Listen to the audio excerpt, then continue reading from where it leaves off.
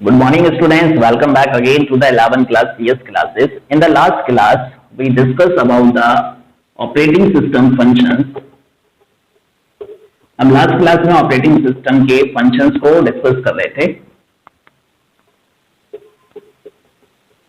और उसी टॉपिक को आज हम आगे डिस्कस कर रहे हैं।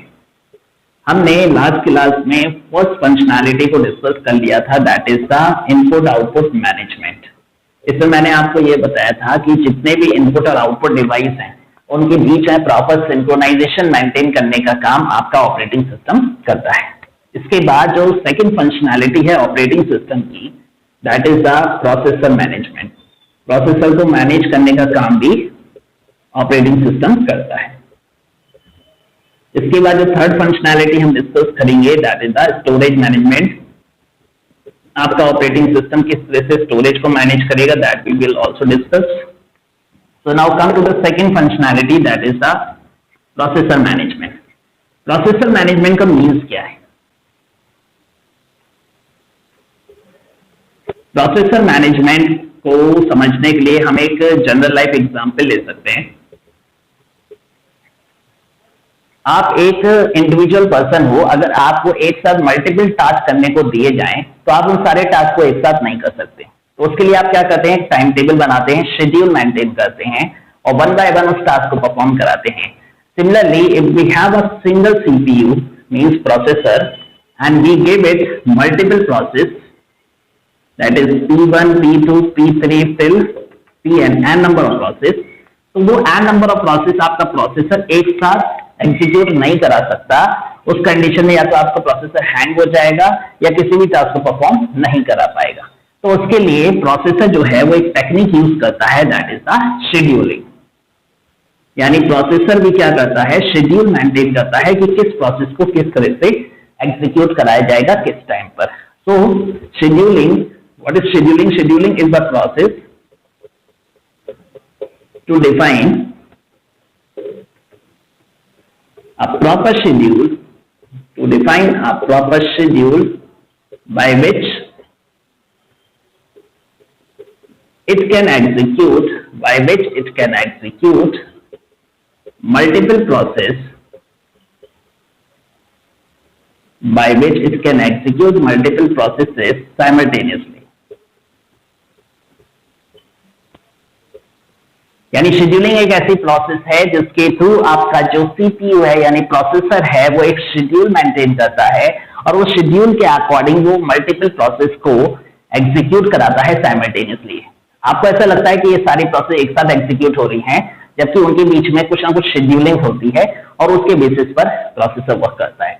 अब जो शेड्यूलिंग टेक्निक्स है, शेड्यूलिंग जो प्रोसेस है, ये दो तरह की होती है। The first scheduling is the non-preemptive and second is the preemptive। दो तरह की शेड्यूलिंग टेक्निक होती हैं। The first one is the non-preemptive scheduling and second one is the preemptive। यहां जो वर्ड preemptive है, preemptive का मीन्स होता है, preemptive का मीन्स होता है इंटरप्शन। इंटरप्शन का मीन्स आप जानते हैं, कोई प्रोसेस चल रही है और बीच में उसको इंटरप्ट करते हैं, रोकते हैं, दैट प्रोसेस इज द प्रीम्पशन। तो शेड्यूलिंग दो तरह की है, नॉन प्रीम्प्टिव और प्रीम्प्टिव। नॉन प्रीम्प्टिव ऐसी शेड्यूलिंग टेक्निक है जिसमें अगर एक प्रोसेस ऑलरेडी एग्जीक्यूशन में है तो उसे बीच में नहीं रोका जाएगा जब तक उसका एग्जीक्यूशन कंप्लीट नहीं हो जाता। जबकि प्रीम्प्टिव में अगर कोई प्रोसेस ऑलरेडी एग्जीक्यूशन में है और अगर कोई हायर प्रायोरिटी की प्रोसेस आती है तो उसके प्रोसेस को बीच में रोककर हम हायर प्रायोरिटी की प्रोसेस को एग्जीक्यूट कराते हैं।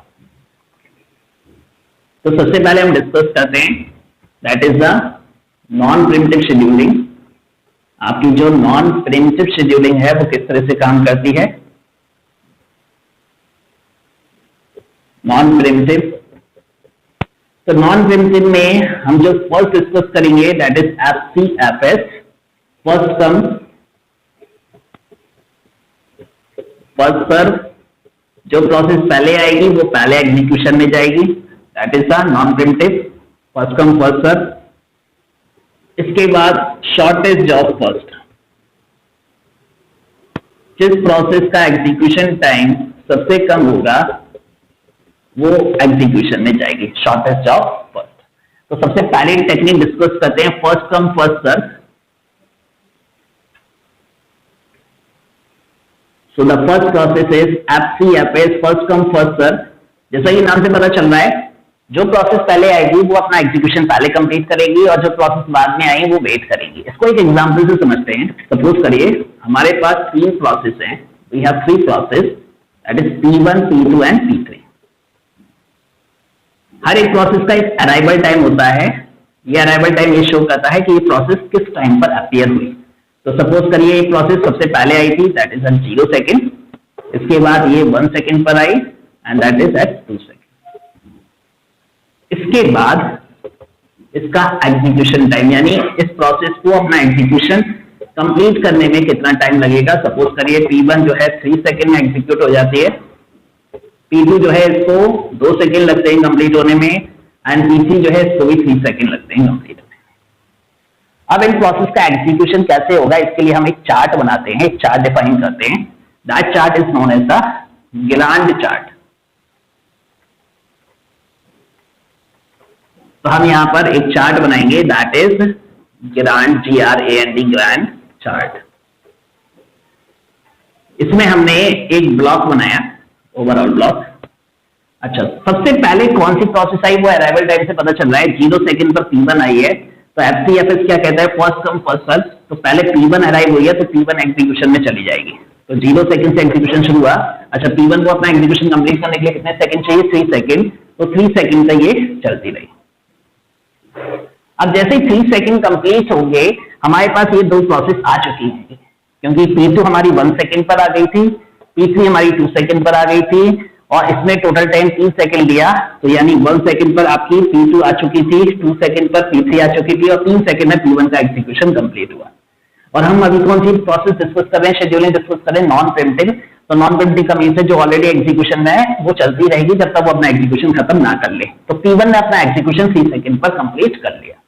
After completing the execution of P1, उसके बाद जो नेक्स्ट प्रोसेस अराइव हुई on the basis of arrival time at 1 second, that is P2। तो according to FCFS, first come first serve, P1 पहले आई थी, उसने अपना एग्जीक्यूशन कंप्लीट हुआ। उसके बाद P2 आई थी, तो P2 एग्जीक्यूशन में जाएगी और इसको अपना एग्जीक्यूशन कंप्लीट करने के लिए 2 सेकेंड चाहिए। तो ये अपना 2 सेकेंड लेगी, यानी 3 से लेकर 5 तक, यानी 2 सेकेंड तक ये अपना एग्जीक्यूशन कंप्लीट करेगी। इसके बाद जो लास्ट प्रोसेस है P3, वो एग्जीक्यूशन में जाएगी और वो 3 सेकेंड लेगी अपना एग्जीक्यूशन कंप्लीट करने के लिए, यानी 6, 7 एंड 8 सेकेंड तक इन तीनों प्रोसेस का एग्जीक्यूशन चलेगा। तो इस तरह से इनका एग्जीक्यूशन होगा अकॉर्डिंग टू FCFS। अब हम यहाँ कैलकुलेट करते हैं, that is the waiting time, किस प्रोसेस को कितना वेट करना पड़ा। तो हमारे पास 3 प्रोसेस है, P1, P2 एंड P3। तो सबसे पहले हम P1 का वेटिंग टाइम कैलकुलेट करते हैं। P1 0 सेकेंड पर आई थी और 0 सेकेंड पर ही एग्जीक्यूशन में चली गई, तो इसको बिल्कुल भी वेट नहीं करना पड़ा, तो इसका वेटिंग टाइम हम 0 मानेंगे।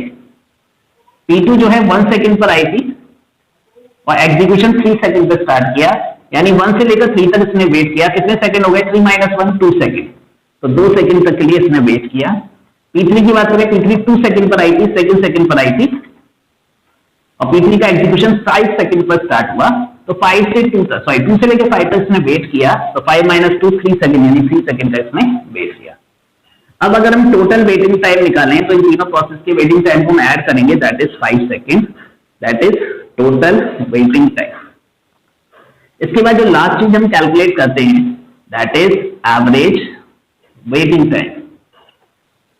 तो अगर हम एवरेज वेटिंग टाइम कैलकुलेट करें, हमारे पास कितनी प्रोसेस हैं, 3 प्रोसेस हैं। तीनों के वेटिंग टाइम का सम करके हम नंबर ऑफ प्रोसेस से डिवाइड करते हैं। So we have 3 process, so we will divide it into 3। So that is 5 divide by 3, that is equal to 1.66 second. तो इस तरह से हम शेड्यूलिंग टेक्निक को समझ सकते हैं, किस तरह से वो प्रोसेस को एग्जीक्यूट करती है। That was shown by the gland chart and on the basis of that we can calculate the waiting time, total waiting time as well as the average waiting time. So that is the first scheduling technique, FCFS। इसके बाद non primitive scheduling की जो second scheduling technique है,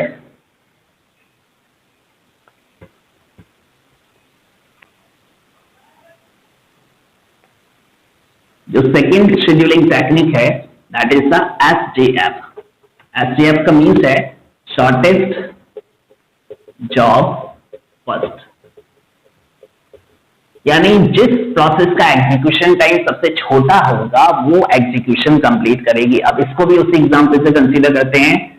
तो मैंने यहाँ example लिया, we have the process, same example consider कर रहा हूं, उनका अराइवल टाइम हमें गिवन है एंड उसका एग्जीक्यूशन टाइम भी हमें गिवन है। प्रोसेस है हमारे पास P1, P2 and P3। Arrival time था 0 सेकेंड, 1 सेकेंड एंड 2 सेकेंड। इसका एग्जीक्यूशन टाइम था 3 सेकेंड, इसको मैं 4 सेकेंड मान लेता हूं।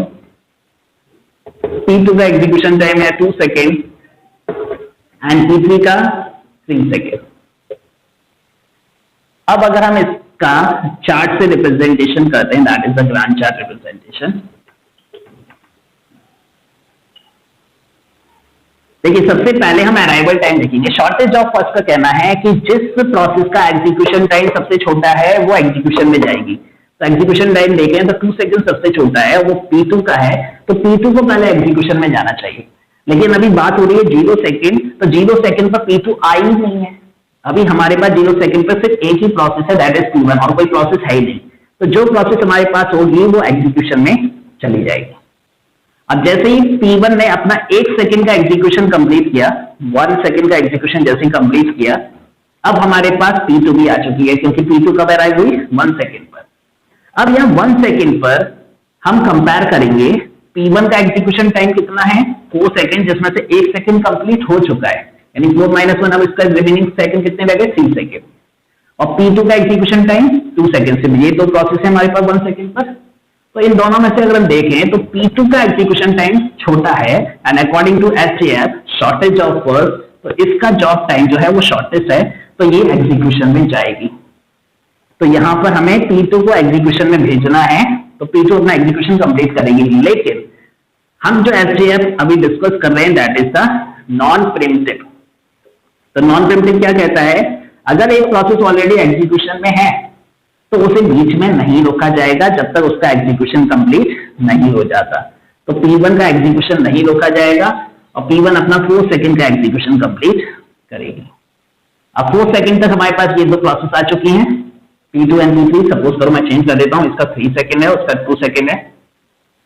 अराइवल ऑर्डर के अकॉर्डिंग तो P2 को एग्जीक्यूट होना चाहिए था, लेकिन अब जब ये प्रोसेस अपना एग्जीक्यूशन कंप्लीट कर चुकी है, हमारे पास ये दो प्रोसेस हैं और इन दोनों प्रोसेस को देखें तो इसका एग्जीक्यूशन टाइम छोटा है, तो हम P3 को पहले एग्जीक्यूशन में भेजेंगे और P3 अपना 2 सेकंड का एग्जीक्यूशन कंप्लीट करेगी 4 से 6 तक। इसके बाद P3 भी हो गई। अब रिमेनिंग जो प्रोसेस है P2, वो अपना एग्जीक्यूशन कंप्लीट करेगी कितने सेकंड का? 3 सेकंड का। तो 6 2 3 दैट इज 9। तो इस तरह से यहां पर shortage of first non primitive के टर्म्स में एग्जीक्यूशन करेगा। अब अगर हम इसका वेटिंग टाइम कैलकुलेट करते हैं, वेटिंग टाइम, तो P1 का अगर हम वेटिंग टाइम देखें तो P1 जैसे ही आई एग्जीक्यूशन में चली गई, तो P1 का वेटिंग टाइम 0 है। P2 के वेटिंग टाइम की बात करें, P2 का एग्जीक्यूशन 6 सेकंड पे स्टार्ट हुआ, जबकि P2 अराइव कब हुई थी? 1 सेकंड पर। तो 1 से 6 तक उसने वेट किया, यानी 6 - 1 5 सेकंड तक उसने वेट किया। P3 के वेटिंग टाइम की बात करें, P3 4 सेकंड पे एग्जीक्यूट हुई, जबकि P3 आई किस पे थी? 2 सेकंड पर। तो 2 से 4 तक इसने वेट किया, तो 4 - 2 that is 2। Total waiting time हो जाएगा 2 + 5 that is 7। Average waiting time होगा 7 / 3 that is equal to 2.33 second. तो हर एक प्रोसेस का execution time, waiting time, total waiting time और एवरेज वेटिंग टाइम डिफरेंट होगा अकॉर्डिंग टू डिफरेंट प्रोसेस। तो ये आपकी नॉन प्रिमिटिव शेड्यूलिंग टेक्निक थी।